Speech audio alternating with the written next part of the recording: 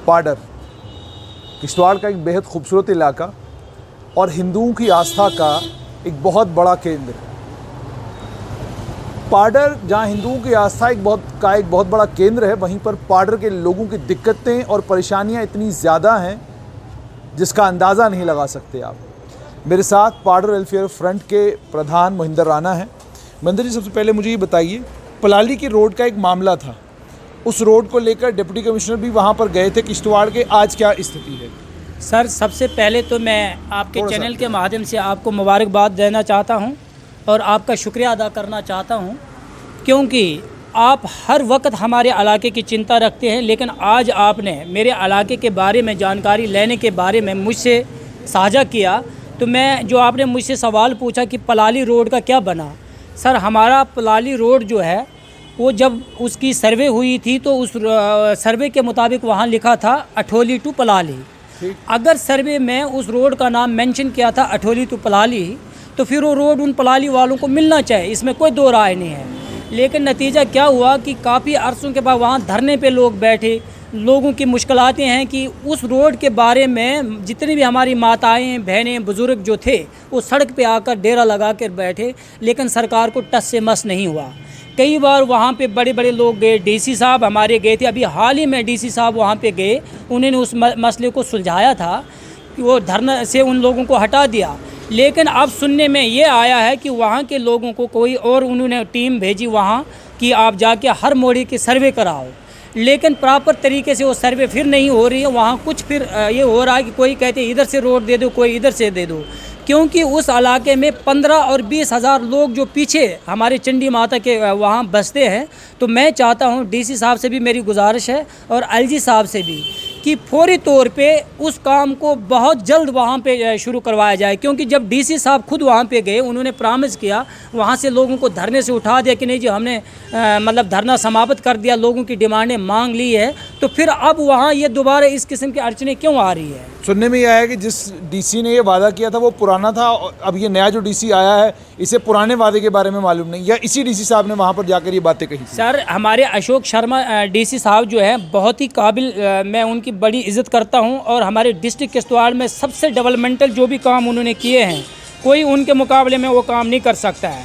वो अपने पूरी टीम के साथ पूरे अपना वहाँ डिपार्टमेंट के जितने भी लोग वहाँ पे थे उनको लेके गए और वहाँ के लोगों से, हमारे डीडीसी का चेयरमैन भी था। उसके बाद क्या हुआ? वो लेकर तो गए, डीसी साहब काम भी बहुत अच्छा कर रहे हैं, लेकिन पलाली के लोग फिर सड़कों पर आ गए हैं, तो फिर काम क्या कर रहे हैं? अब सर यही तो मुझे खुद समझ नहीं आ रही है कि डिप्टी डेवलपमेंट कमिश्नर वहाँ पे जाकर लोगों का सारा मसला सुलझा दिया, अब ना जाने आज लोग क्यों फिर उस मतलब मामले पे फिर खड़े हो गए हैं। या तो प्रॉपर सर्वे नहीं हो रही है, या तो उन लोगों को क्लियर सर्टिफिकेशन नहीं हो रही है, ये मुझे खुद समझ नहीं आया। सर, मैं भी ये जानना चाहता हूँ कि आखिर डीसी साहब खुद गए, उन्होंने सारा मसले को सुलझा दिया, तो फिर वो लोग क्यों वहाँ पे आए?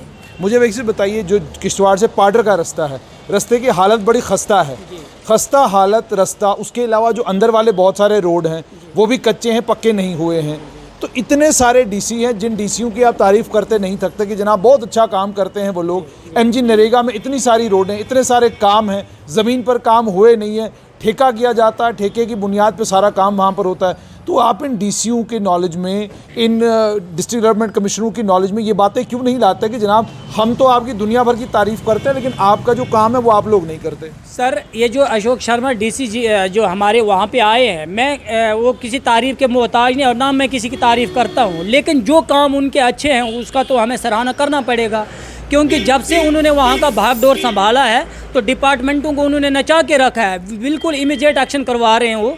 लेकिन जब वो इस रोड के बारे में जैसे आपने मुझसे सवाल कहा, तो ये तो मैं भी हैरान हूँ कि खुद पाडर की रोड की बात। हाँ, पाडर की रोड की बिल्कुल खस्ता हालत है सर, इसमें कोई दो राय नहीं। इससे पहले हमने यहाँ पे अपने मुर्मू साहब गवर्नर जब थे उनके पास भी गए, अभी मनोज सिन्हा जी को हमने कई बार रिक्वेस्ट भी रेडियो के माध्यम से भी उनको रिक्वेस्ट की कि हमारे किश्तवाड़ से लेके हेडक्वार्टर जो हमारा गुलाबगढ़ है सर 65 किलोमीटर दूर है, तो उस रोड की इतनी बुरी हालत है। बीकन डेवलपमेंट डिपार्टमेंट के जो बॉर्डर रोड ऑर्गेनाइजेशन का जो बीआरओ बैठता है वहाँ पे हमने डीसी साहब को कहा आप पर्सनली उनको एक चिट्ठी भेजें ताकि इस रोड की मतलब मेंटेनेंस हो। वहाँ ब्लैक टॉप नहीं हो रहा है सर, हमारे जो और पीछे गुलाबगढ़ से हमारे 3 जोन पड़ते हैं सर। एक हमारा Kidru to Gulabgarh first zone, एक हमारा Gulabgarh to Machail second zone, और Gulabgarh to Sansari third zone. Sansari is the last border of tehsil Padder.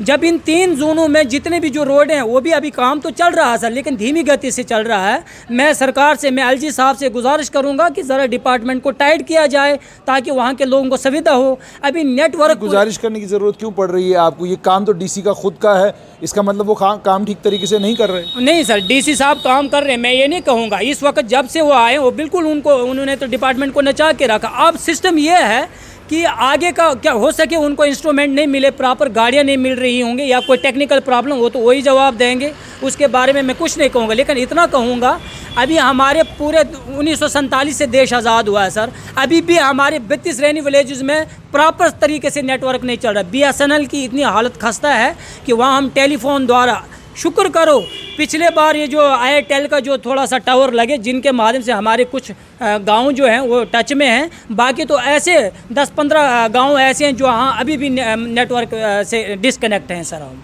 मुझे किसी बताएं, आप खुद कह रहे हैं 73 साल हो गए आज़ाद हुए हमें। 73 साल की आज़ादी के बाद किश्तवाड़ ने डीसी भी बड़े देखे, और आप लोग जब डीसी के साथ अपनी फ़ोटो खिंचवाते हैं वो फ़ोटो भी हमारे पास आते हैं, उसके बाद उनका धन्यवाद करते भी आप लोग नहीं थकते। जो काम डिस्ट्रिक्ट डेवलपमेंट कमिश्नर का है वो उसी ने करना है, जो काम आपका है वो आपने ही करना है। आप उनको उनका काम नहीं याद दिला सकते, वो आपको आपका काम याद नहीं दिला सकते। ज़रूरत क्यों पड़ती है कि आप डीसी को याद दिलाते हैं, जनाब ये आपका काम है, ये प्लीज़ करिए, और जब वो करते हैं आप कहते हैं आपकी मेहरबानी। भाई मेहरबानी किस चीज़ की? पैसा केंद्र सरकार ने भेजा, लगाया आप लोगों ने, तो हम पे एहसान क्या किया? सर वहाँ के जो मैं कहता हूँ इसमें टोटल डिपार्टमेंट को ही मैं दोषी नहीं ठहराऊँगा सर। इसमें हमारे जो पॉलिटिशियन हैं उनकी भी बहुत बड़ी कमी है, क्योंकि वो लोग जीत के आए हैं। हमारे बीडीसी का चेयरमैन है, वहाँ पे हमारे डीडीसी काउंसलर है, हमारे 13 सरपंच जो हैं वहाँ पंचायत के, वो लोग ऐसे बैठे हैं। मैं तो सीधा सीधा ये कहूँगा कि कुछ गलतियाँ उनकी हैं, जो लोग इलेक्ट करके हमने भेजे और वो वहाँ जाके तो एडमिनिस्ट्रेशन को कुछ नहीं बता सकते। बाबू की कोई गलती नहीं, सरकारी अफसर सब ठीक है। नहीं, सरकारी अफसर तो उनको ठीक करने के लिए तो पंचायत बैठी है ना सर, लेकिन वो लोग सारे इन्वॉल्व हैं उसके अंदर। अब सरकार ने तो हमारे वहाँ पे नुमाइंदे रखे हैं। अभी एमएलए 13 एमएलए हैं हमारे, जो 13 सरपंच जो जीते हैं वो क्या करते हैं वहाँ पे? आखिर में मुझे ये बताइएगा कि हल क्या है इस मसले का? सड़क आपकी अभी भी नहीं बनी है, सड़कें आपकी अभी भी कच्ची हैं।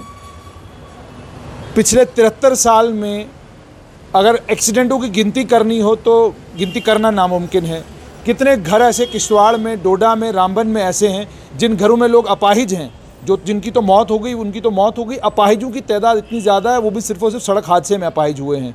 तो अब आपको क्या लगता है इस सारे मसले का हल क्या है? सर इस सारे मसले का हल यही है, हमने अपने जवानों को ये कह दिया है कि ये सरकार जो है ये कुछ करने वाली नहीं है। मैं तो सीधा सीधा ये कहूँगा कि अगर सरकार यहाँ से बड़े बड़े दावे किए जाते हैं, हम आपके ये काम करेंगे, हमने करप्शन को हटाया है, हमने डेवलपमेंट के वहाँ पे गाड़ियों का, रोडों का बिल्कुल जाल बिछा के रखा है, हमें तो नज़र नहीं आ रहा है सर। अगर ऐसा होता तो हमारी रोडों की खस्ता हालत ऐसी होती।